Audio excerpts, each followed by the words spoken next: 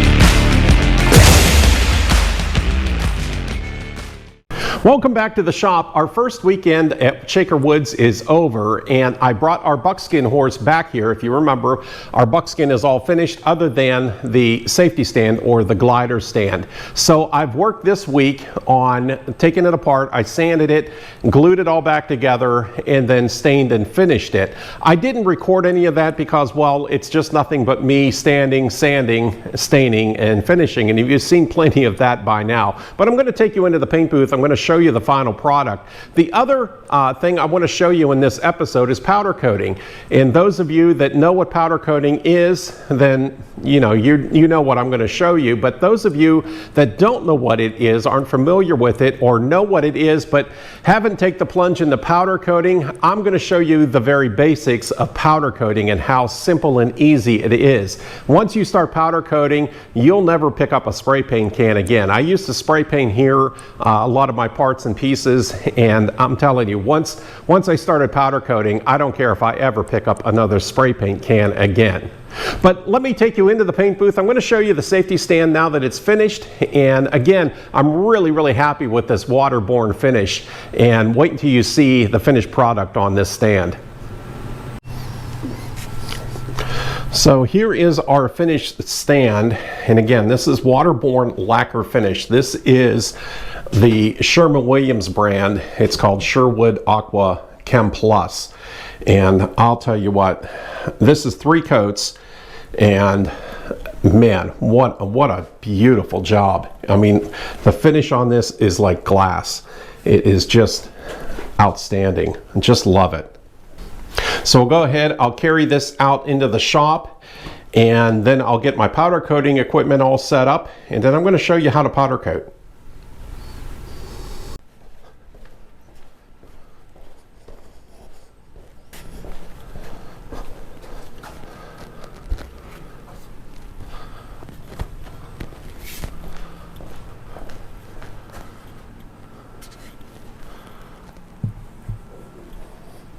So powder coating is something that I've been wanting to do here at the shop for a number of years, but held back, and it's not because of the equipment or the initial investment, but what was kind of holding me back was you need an oven to bake the parts that you're powder coating. You need something to cook them in, and a lot of smaller shops, a lot of smaller guys out there are just using a household oven. You can pick up a household oven used for, you know, 50, 75 bucks, something like that. Of course, it has to be very clean. You're better off to start with something that's brand new, but you can do that as long as you clean it really well before you use it. I didn't want to go that direction. I didn't want something like a household oven in here at the shop. You already see I've got the clutter, you know, in different areas behind my bench, everything else, and that would just be one more thing in the shop that I know I just pile stuff on. So I wanted to stay away from that, again, just because of the space. So I was, again, here a few years ago, just watching some different YouTube channels, some different things, and came across a couple of channels in what they're doing and how they're getting around using the oven is they're using, well, let me show you here. So this is my powder coating setup here. This is what I use when I'm doing smaller things. So it's an electric smoker. I mean, what a great idea, and a space saver too as well. I found this one at a closeout special 3 years ago or so, and it was at the end of the season. I think I paid less than $100 for this. It was brand new. I had to modify it, so this one came with a drawer set up below it. I got rid of that and brought up the heating element. The trick to powder coating is you need an oven to go to at least, it needs to heat up to 400 degrees. So pretty much 400 degree is the magic number that you're looking for. So I brought my element up, and so made the box smaller, and then I had to take it apart on the inside and insulate everything really well. And I ordered a ceramic insulation from Amazon. Didn't cost a whole lot of money, and just kind of modified everything for my use. And let me tell you, this thing works great. And that's the oven that I use here at the shop. Again, the location is not ideal. It's right there next to my sink, but it's plenty far enough away, and I don't, flood my sink or anything like that. So I'm not worried about, electrocution or anything like that. I'm very, very careful. Until I find a better space for it, that's where it's going to stay for now. And that's where it's been for a few years. And it works out really, really well. I'm just powder coating smaller items. One of the items that I powder coat are the swing arms for the safety stand. And again, that oven works perfect. I can do different size swing arms, even up to the large size. They fit in there just perfect. Again, I'm just going to go through with you and give you the basics on how to powder coat, but it is really, really simple. Once you come up with the oven, it's so simple, and I guarantee that once you do it, you'll never want to spray paint anything again. I don't. I hardly ever pick up a spray paint can. And I see other channels, and I love watching other YouTube channels, and I see guys out there, and they're doing small brackets like on engines and doing little things, and then they go over and they spray paint it, and then you've got to wait. And in fact, I just spray painted something here last week. They were a set of swing arms. I couldn't get them off the hoof rails because it was a restoration that I was doing. So I did have to just go back to spray painting them. It took, and I'm not kidding, it took 2 days for that paint to dry on there, where I was just so frustrated because, again, I could powder coat these in about 20 minutes. Once they cool down, they're ready to go, and then we can go ahead and put our safety stand together. So let me get things set up here. Let me get the powder in my gun. The gun that I'm using, again, it's Harbor Freight. Good old Harbor Freight. I found this on Facebook Marketplace. Somebody had bought it. It was brand new. They only used it one time, and I think I picked it up for $50 or $40, something like that. And it works great. There are better powder coating guns out there.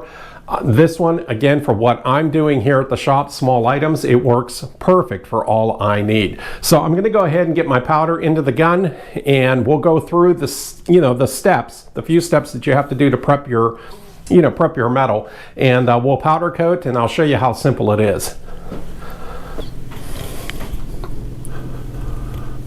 So I've got my 2 swing arms here hanging from the rack that came with my smoker. These are the racks that I use for that. And what I did is they do sell a tape, a heat resistant tape. And I like to tape up the ends of my swing arms because that's where they go through the wooden hoof rails. And the powder coating will put a buildup on this metal. And so I like to use this heat resistant tape so that I don't want any powder there, so they'll slide through the bushings and slide through the holes that I've drilled into my wood a lot easier. So the heat resistant tape is another a time saver there. So the powders that I use, I get them from prismaticpowders.com, and there's literally thousands of colors that are available. Different shades, different, you can do chrome, you can do brass. And speaking of brass, when I put these horses together, when I do these swing arms, the Rocking Horse shop sends you the swing arm brackets, and you can get them either in bare steel, and again, you could powder coat them, or you can get them in brass or nickel. And usually I get the brass, but unfortunately with those, you get the carriage bolt, and the carriage bolt heads are black, and they don't make a brass carriage bolt that I know of. I've looked, and really I don't want to use a brass carriage bolt for these because the brass is going to be soft and they could break.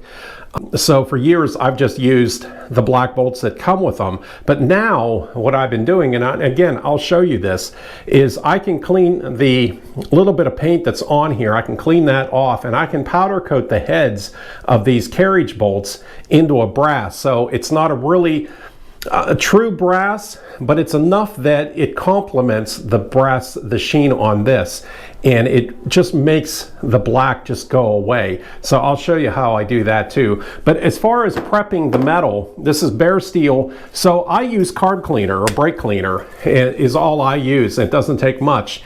This works fantastic, and it dries really, really quick. So just to get that little bit of oil and residue off the metal, you could just kind of hit it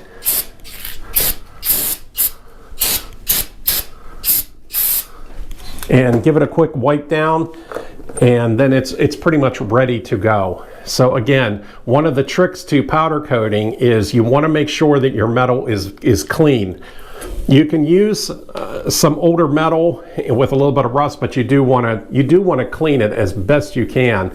And again, with this bare steel, a little bit of brake cleaner on here cleans off the little bit of oil residue that's left and gives you a really nice surface to powder coat on. So I have my color in the powder coating gun. The color that I'm using for the swing arms, this is called Black Stallion, again from prismaticpowders.com, and I just like this color. It's black. There's all kinds of different blacks. This one just, you know, it's a nice black. It has a nice gloss to it, and so we're going to spray that on our swing arms. And now the way this works, and I'll do the best I can to explain this, I don't quite, you know, understand the full, you know, process behind it. I know enough, and it's just, you know, it's not too hard to kind of figure out. You have a black clip here, and this is your negative, so it runs back to your powder coating gun, and you clip that on the metal part of your work, that whatever you're doing. So this is, again, this is a metal oven rack, so it's you know, charging this whole entire area here, and then you have a positive charge on the inside of your gun here. And so when you depress the foot pedal, and this has a foot pedal to it, then that charges the metal on here, and when you spray the powder, it's automatically going to float right to the metal, and it's going to stick to that metal.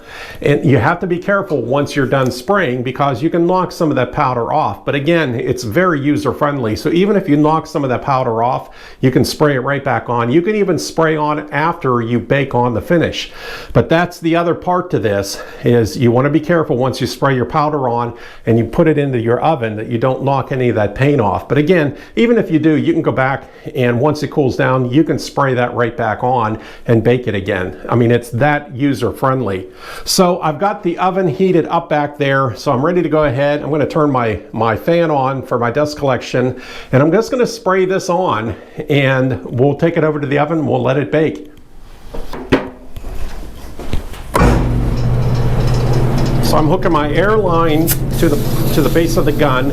You don't need a lot of air pressure. You just need enough. They tell you just enough air pressure that you can kind of depress some of the skin on your finger or back here, so it doesn't take a lot. Again, there are better powder coating guns out there, but this one you kind of have to shake a little bit and get it to flow.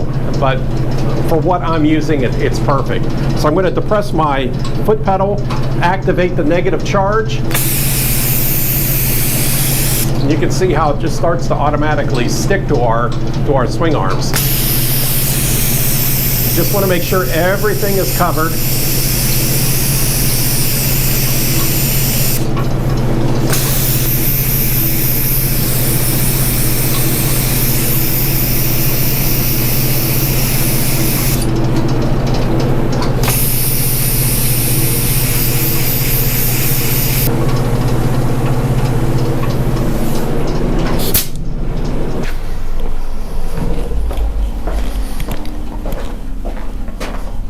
There we go. That's all there is to it, to powder coat these swing arms or powder coat any little piece of metal that you're working with. So now I'm going to take it over, lift it off, put it in the oven, and we'll let that bake for about 20 minutes and then pull it out, let it cool, and we're ready to go.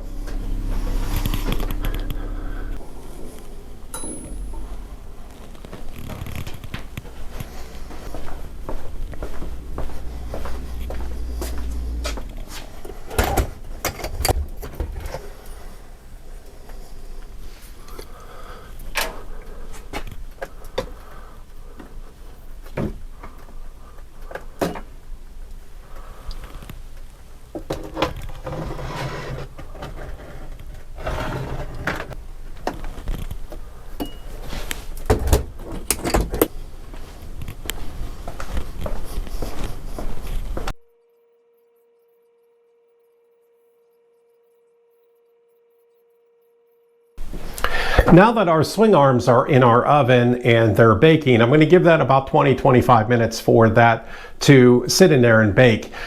We can go ahead and I want to do the heads of these carriage bolts, so we can go ahead and clean our gun out. And I've got the trick to doing the brass on these bolts, you have to do a base coat of a chrome. So I'm going to go ahead, get my gun cleaned out, and then I'll get the chrome put into the gun, and then we'll go ahead and we'll spray these, and I'll show you again how you can just do the heads of these bolts and make them look like brass.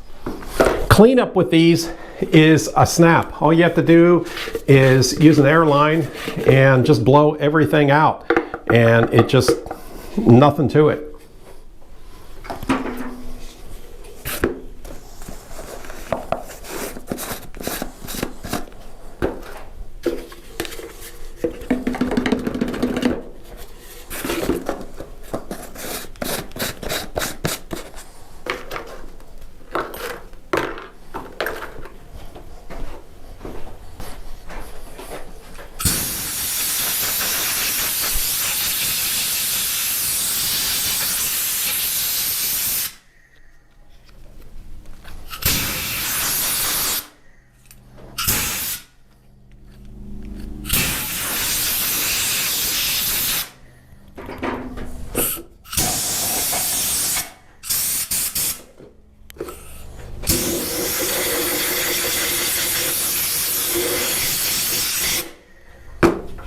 That's all there is to it.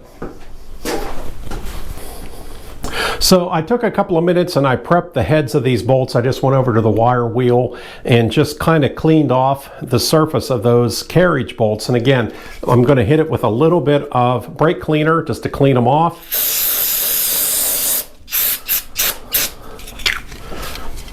That's going to dry really fast. Get a rag here.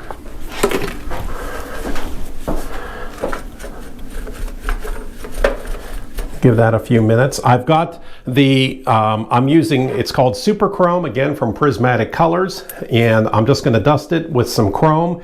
And once the swing arms are done, we'll put these in and again bake them for about 20 minutes and wait until you see what the chrome looks like on the head of these bolts. And then once that's done, then we're going to load up the gun with the brass powder, and we're going to dust them with the brass, bake them again, and they're going to look like brass. Well, it's been about 20-25 minutes and I'm ready to take the swing arms out, and we'll let those cool down, and then we'll jump back in the paint booth and we'll chrome our bolts to our swing arm brackets.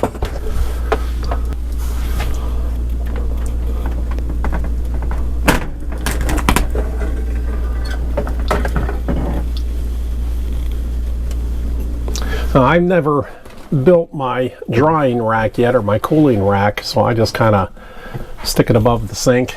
That way I don't move them too far, and they can just sit right here, stay out of trouble, and just cool down. But that's all there is to it, and the finish on that is so much, is really strong and so much better than spray paint. Again, I don't know why anybody would want to spray paint after powder coating.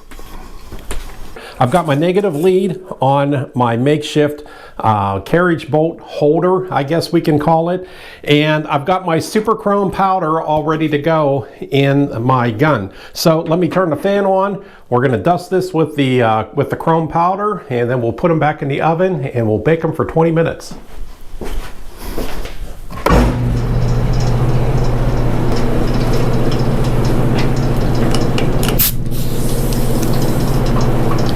I've got my foot switch down here. I go ahead and depress that.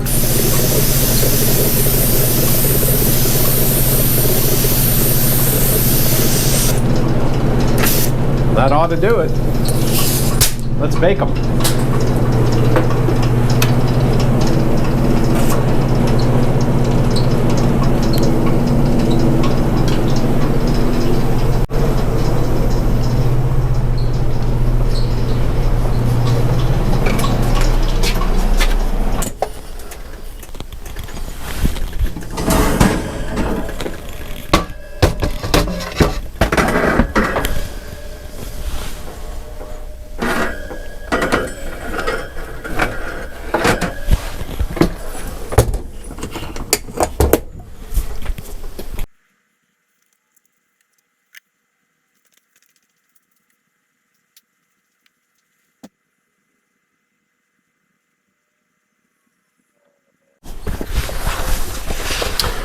my big gloves on and we'll pull these out and take a look.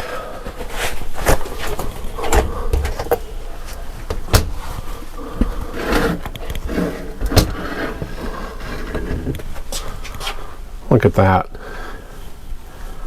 Man, that looks great. There's our brass. And look at how nice that looks. And again, it's so simple.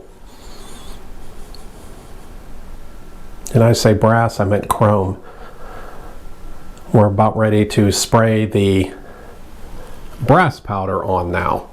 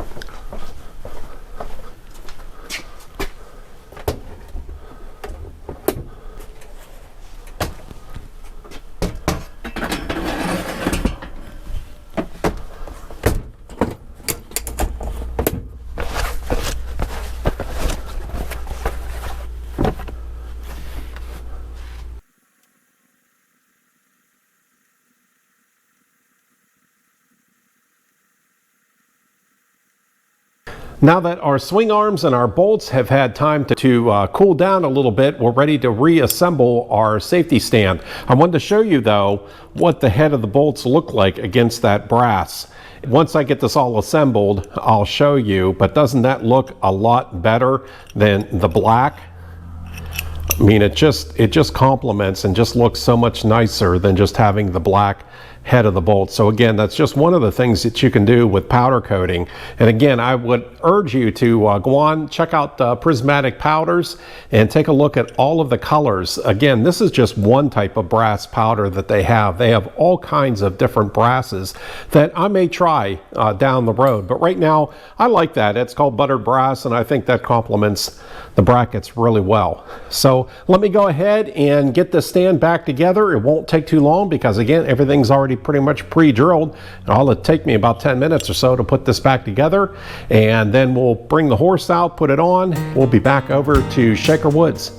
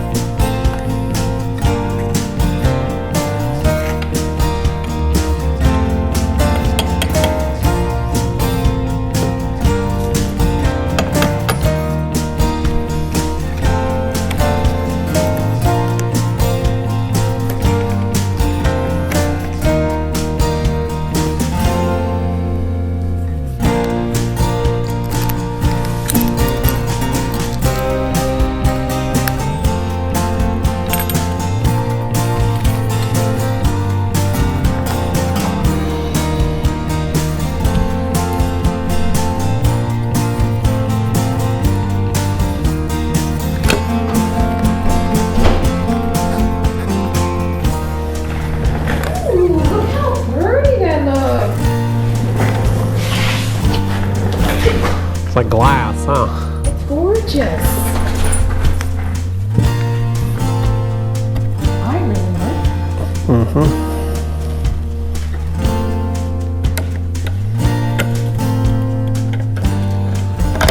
Say hi to everyone. Oh, Leon, hi.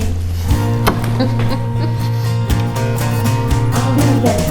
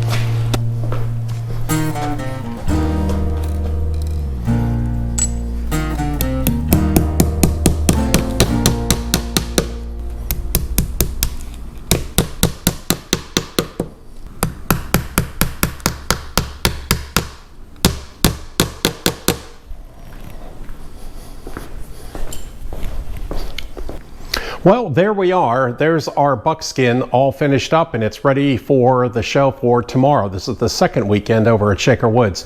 But let me bring you in a little bit closer and let me show you the powder coating that I did. And, you know, again, if you've never powder coated and thought about it, you know, and you want to try it, please give it a try by all means. So here's what that buttered brass looks like, you know, against the you know, the solid brass there. I mean, that looks so much better. And then of course our swing arms. But there's our buckskin all finished up and he's ready to head back over to Columbiana, Ohio. So I hope that gives you an idea of how easy it is to powder coat. That whole process took me, well, it took about an hour. We'll say it took 2 hours because everything had to cool down until we could touch it. But again, even just a couple of hours, we're putting things back together. We're getting our stand back together in just a few hours, where the other day I had to spray paint the swing irons and it took, you know, about 48 hours for that paint to dry. So, and that gets pretty frustrating when you're, you know, on a deadline, you're trying to keep things moving along. So powder coating, I'm telling you, that is the way to go. And it's a lot of fun. So the next time you see me, I'll be over at Shaker Woods. And just like that, we're back here at Shaker Woods. I'm going to take a little bit of time and we're going to walk the grounds a little bit. I want to show you all just some of the quality artisans that are here that come from all over the country. So let's go ahead and let's walk out and let's go for a walk.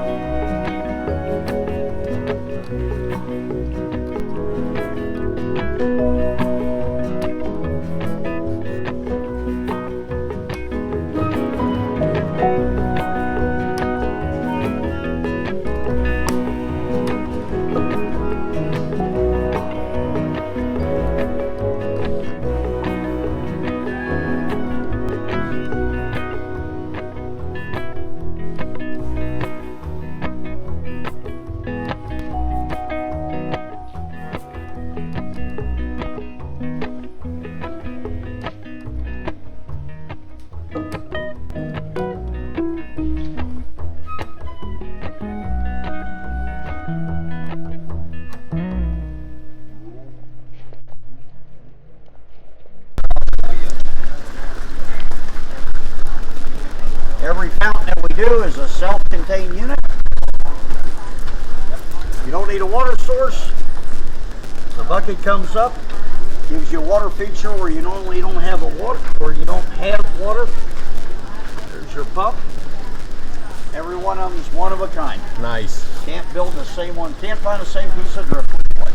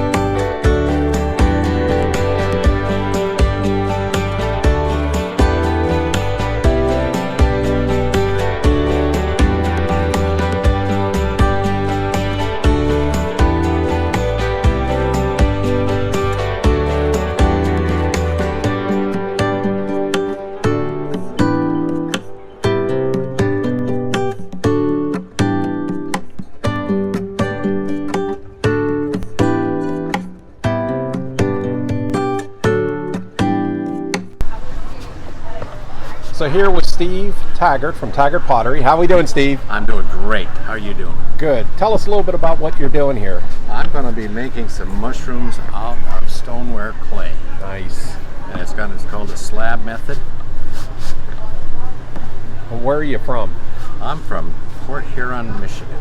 How many years have you been doing this show? I started making pottery in 1967. Is that right? That's it. Yes. No kidding. It was a good day when I found pottery. How did you start?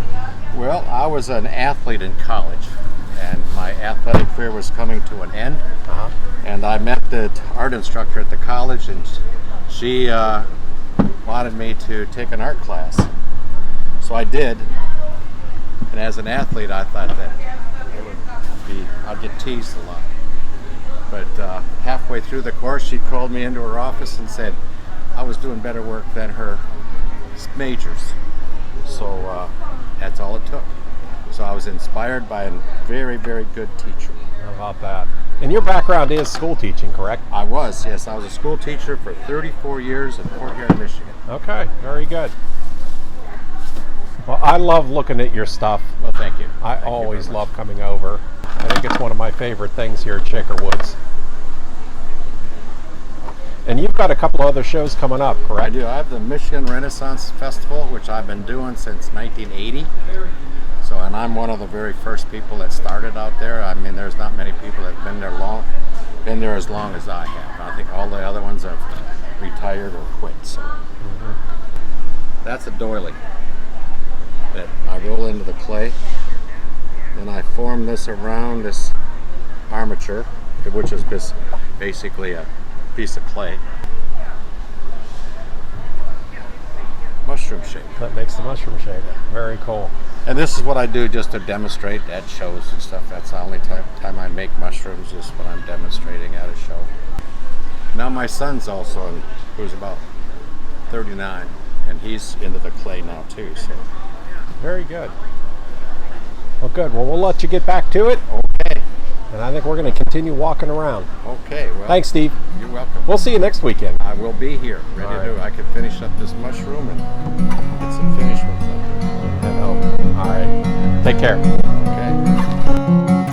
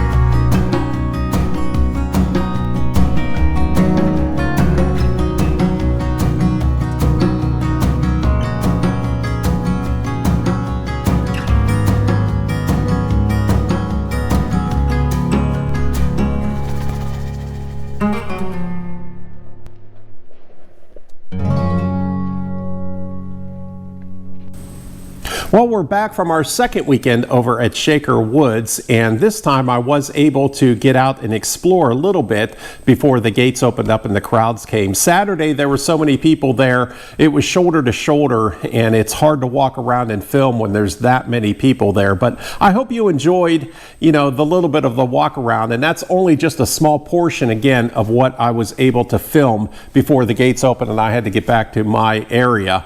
But now the way this works, and I get asked this a lot, is when people see the buildings and they see all of that, they want to know, do we put those up and take them down? No, those buildings stay there all year round, and we own those buildings. So I've been doing that show for close to 20 years now, or a little over 20 years. I built that building, so that is my building. And if I choose to not come and do the show anymore, then I can sell that to another vendor. But usually there's a 2-year waiting list to get into this show. Again, this is probably the number 3rd. I think it's the number 3rd best show in the United States. And again, it's only 40 minutes down the road for me. That's the only show that I do. I really don't have time to get out and do more shows. There's only one of me, and I can only make and do so many of these horses a year. But that's how that works. And we get invited back, and there are new vendors every year. So it was fun to, get out and walk around and see some of the new vendors. And I hope you enjoyed the interview with Steve Taggart from Taggart Pottery. His stuff is just amazing, and I love seeing, you know, the new creations that he, you know, makes every year. And again, he's right across from me, but there are so many wonderful, talented artisans there, and it's just, it's you can spend an entire day there, if not a weekend.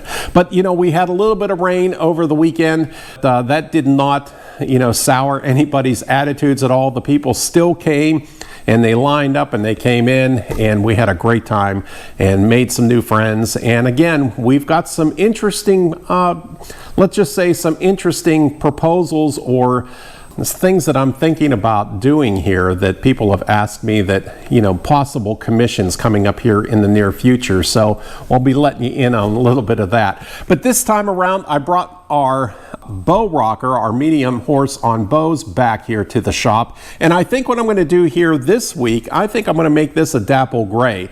So we're going to put this back into the paint booth, and I'm going to film that. We're going to try round 2. The first time I was showing you all how to do a dapple gray and paint it. It didn't come out real well. Again, we had that flickering, that banding that was real frustrating. So I think I've figured out, again, the settings. I've been in the paint booth a couple of times, you've seen, and we didn't have any of that problem. So I think I've got that figured out. So let's try round 2. So we'll put this back in the paint booth on Monday, and we'll start, you know, giving this another sand, give a primer, give our base coat, and I'm going to take you in. I'm going to show you again how to airbrush a dapple gray. Well, once again, I really appreciate you hanging out, you know, with me at the shop, and I hope you enjoyed, you know, what you got to see this time around in this episode. I hope you learned a little bit about powder coating. And again, if you've ever thought about powder coating, take the plunge and give it a shot. You won't be disappointed. Again, think about subscribing and give this video a thumbs up. You can check me out again on Instagram at Greenfield Woodworks. Of course, my website, Greenfield Woodworks. My Etsy storefront is also Greenfield Woodworks. And pretty much if you just Google me, I'm going to come up. Again, hey, thanks a lot for watching. We'll see you here at the shop next week.